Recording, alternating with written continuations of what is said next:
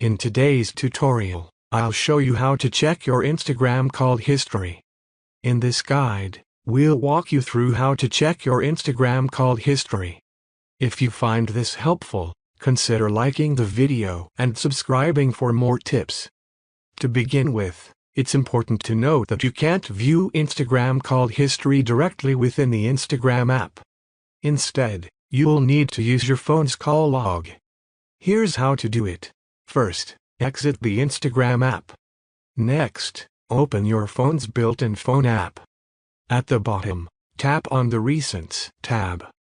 Here, you'll see a list of all recent calls, including those made or received through Instagram. To make it easier, tap the search bar and type in Instagram.